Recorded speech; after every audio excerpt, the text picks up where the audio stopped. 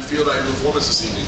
It felt good, you know what I mean? I won every round dominantly. I thought the first round might have got a 10-8 on at least one scorecard, but yeah, I was just seeing a little stat then, and in his last 8 fights, only me and Michael Chandler have dropped him, you know what I mean? So, take good things away from it. I blew me load a little bit at the end of the first trying to finish him, so I was feeling it a little bit in the second and third, but as I said, still got on top of him and ground and pounded him and dominated the fight, so I'm happy. Yeah. There's a lot of talk about this being kind of a no-win situation for you, right? I mean, coming into that, did it make it difficult for you this week, like mentally, or maybe to feel like what meant victory for you? Yeah, of course, but obviously a win's a win. I mean, it goes without saying. But I mentioned it in other interviews, he lit a fire under me at the press conference. Like, going into the Jared Gordon fight, there was no animosity at all. I didn't really feel anything towards him, know what I mean? So I didn't want to bite down on my gum shield and hurt him. But then, when I was going into that Tony fight there, when he started talking shite last week, the other day, I wanted to come in and make a statement. So I felt like I did in the first. Obviously, the second and third wasn't as dominating, even though I did just control him for both of the rounds, but you know, I'm good that I didn't get the finish, but it's one of them. You still did give him a lot of respect though, even though he upset you, you know, you called him a legend, so I guess, were you maybe even surprised or impressed by, you know, what he did show you in there? Surprised that he got out that first round, yeah. Know what I mean? I hit him with some punches there, a lot of unanswered ones, and I thought that maybe the ref could have stepped in, but give Mark Smith his due, he's one of the best refs in the world, so, and Tony come back out in the second and third ready to go, so as I say, it could have been stopped, but it never, but still won every round, and even though I'm a little bit disappointed to get the finish, I am happy with my performance at the same time. Last thing for me, I mean, you're becoming a star here in the States, you know, big Vegas stages, but of course in Europe it's an amazing scene over there. So what do you see next for yourself? I mean, there's a ton of opponents that could make sense, but are there locations that you would prefer, whether it be here or whether it be at home? Well, I wanted to fight on UFC 300, you know what I mean? If it would have been announced for the first weekend of April, like the 6th of April, I may have fought on it, but the wife's due between the 12th and the 17th of April, so I'm not missing the birth of my first kids, that's not happening. So I can't do that on the 13th. I've heard there's a show in Manchester in July, rumours of it, so that could be me. It's only 30 minutes from my house. Paddy down here. I know that you're not really in the game of calling out opponents, they seem to be in the game of calling you out. That's no different tonight. Rafael Dos Anjos called you out and said he could beat you without a training camp. Is that the sort of name you'd be interested in? Yeah, you know what I mean? He's another legend, you know what I mean? Former champ, just like Tony. RDA is very good. Is he coming back down to lightweight, is he? He was fighting at welterweight, wasn't he? I think he's fighting Cameron next. Is he? What the fuck's he mentioning me for then? Stupid bastard. Focus on you've got to fight, you know what I mean? But yeah, everyone's got to mention me, Andy, you know what I mean? And it's just because of like the little thing around my name and the fact I've got so many followers, you know what I mean? That's what it is. But as I say, I would disrespect RDA, he's former champ, another future legend of the sport, but he's another one who's getting a bit old now, and if he wants me to take him out, I will. Everyone talks a lot about Tony and his position in the sport, what he should do next. You're the guy who just went in there for 3 rounds with him. How did he feel? Did he feel like a guy who can't be in the UFC anymore? Or did he feel competitive at this stage? No, I said this earlier, like, it's mad the way people are telling him to retire, you know what I mean? It's the person's decision who's fighting when they want to retire. No one will ever be able to tell me when to retire. It's my decision. So he wants to keep getting in there and fighting, he can. I think if you put him in there with someone a little bit lower in the division, like a Marco Madsen or a Draco Close or something like that, then he beats them. Thank you. Paddy back here. Down the middle.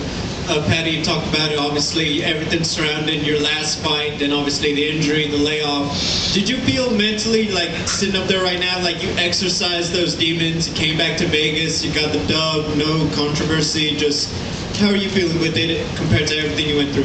Yeah, of course, it's a bit of redemption, but this is this sport we live in, lad. They get judged on your last performance. There's probably still people talking shit about me now, saying I couldn't finish a washed up Tony. You know what I mean? That's the game we play, lad. The MMA fan base is very toxic, but we get on with it.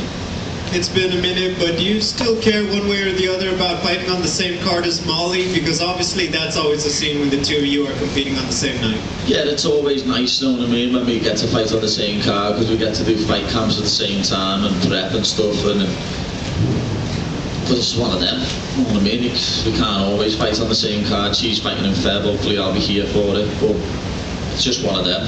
Like, in the next year or so, we're going to have a couple of more fighters from next gen in the UFC as well, so we're never all going to be able to fight on the same card. Thank you. Paddy, you're back. Sorry, the hair. I think a lot of people were surprised to see it tied tonight. Can you kind of explain that decision, and was it difficult to kind of get rid of the signature for a fight? Yeah, you could say that. It's quite funny though, because whenever I used to play like Fight Night or like the UFC game or anything like that, I'd always put cornrows on my character.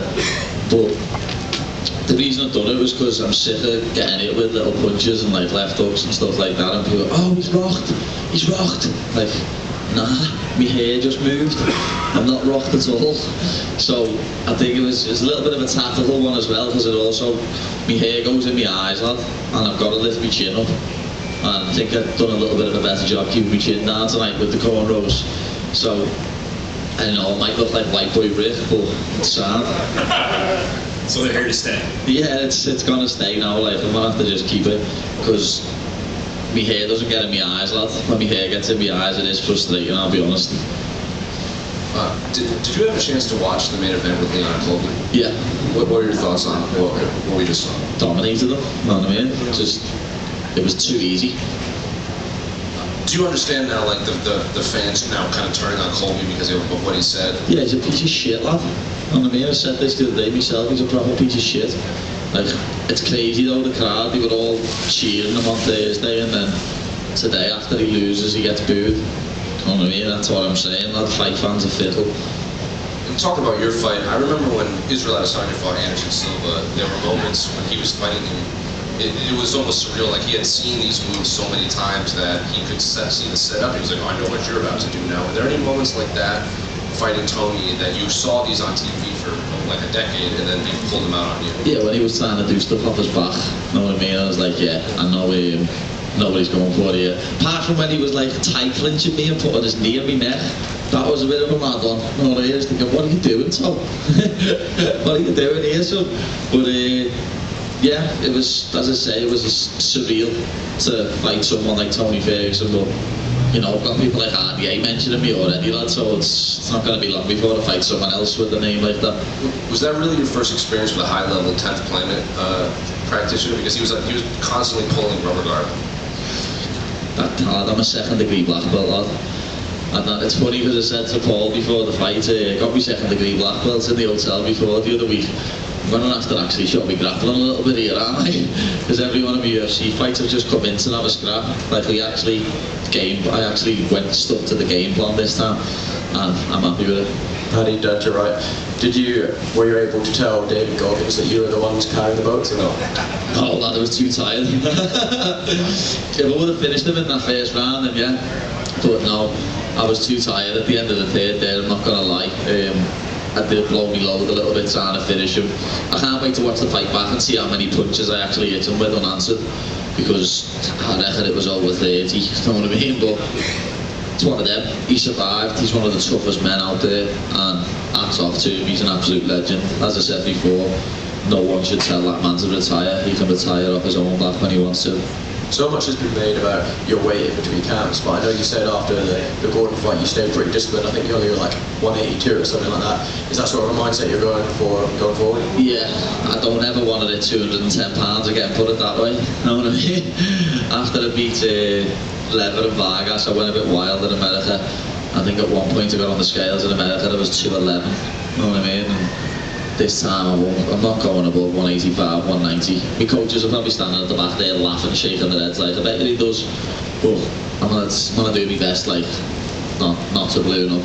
And I saw your ankle was swollen up. Is that the same one with Gordon or is it a different one? No, it's the same one with Gordon, but it's not me.